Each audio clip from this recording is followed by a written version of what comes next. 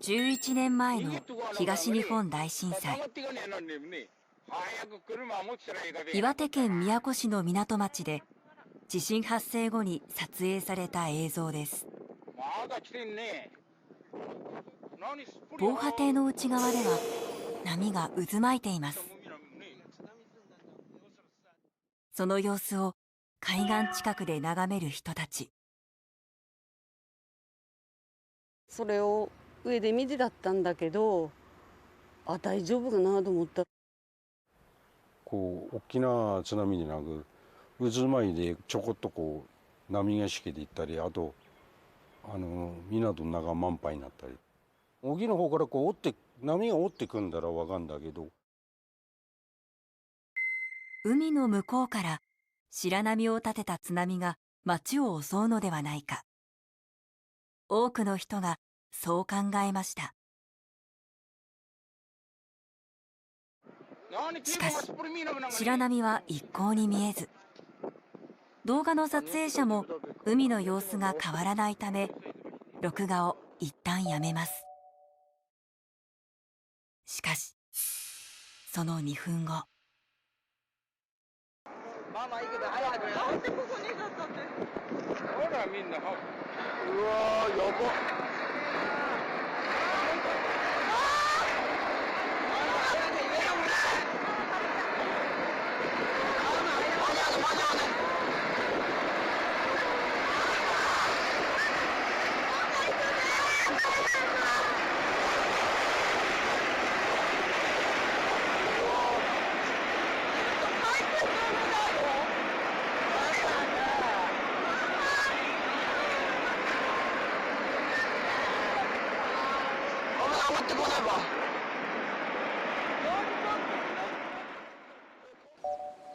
映像が撮影されたのは本州最東端の半島に位置する宮古市地形地区。昆布の養殖やウニ漁が盛んな港町を襲ったのは想定外の津波でした。なんつう沖からでなくね、そっちの方からこう回ってきたような気がするんだよね。後からいきなりドーンと来て、この辺はみんな海になったの。だけどこう見てる人たちだの、移動人たちは流されたわけ。まさかなると思わなかったよ。誰もそう思ったんだね。誰しもそう思ったと思うよ。遡上高は 34.2 メートルにまで達し、32人が津波に飲まれ亡くなりました。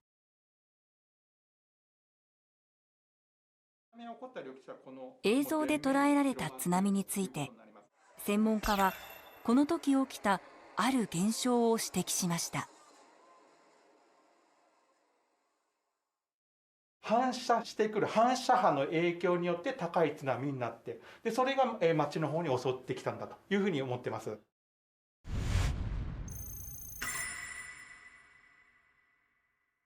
津波は東からやってきて、それでこの岬状のところを回り込むような形で入ってくると。そして壁に当たった津波が反射されて地形地区の方に一部流れ込んでくるというような形じゃないかなというふうに思います。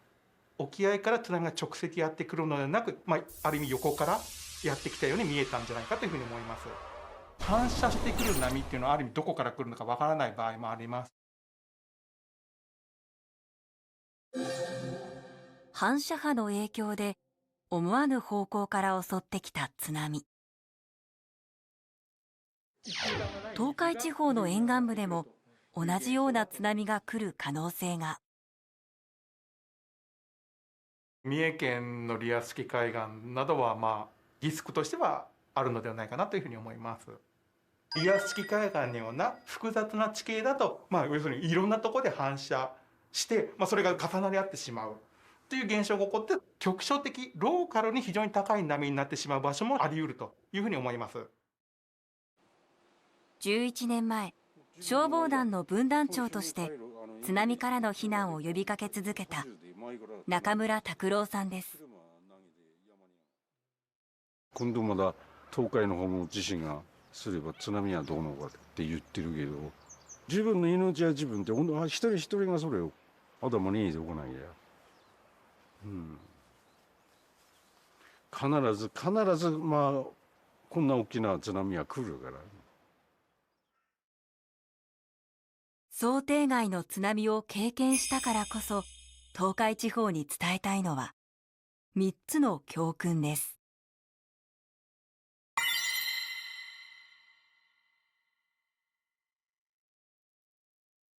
行政とかそういうの頼らないでね、自分たちで逃げるルートを決めた方がいいですよ。逃げる時に川のそばとか、あとは谷になってるとこ、そういうとこ避けなきゃダメだよね。家族で亡くなってる人もいつも歩いてる道路をこう逃げたわけ。家の後ろにこう上がれば助かったんだけど、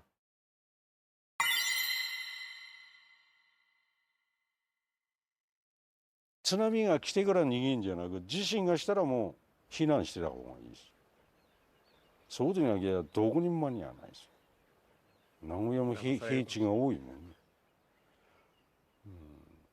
とにかく高いところに逃げることだよね。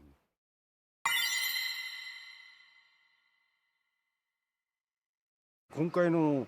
この津波の時に亡くなっている多くの人が家に物を忘れて帰ってきてみんな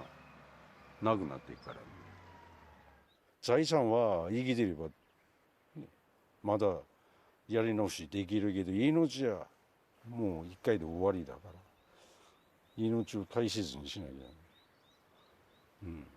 もう怖いもんだっつことを頭に入れておかないと。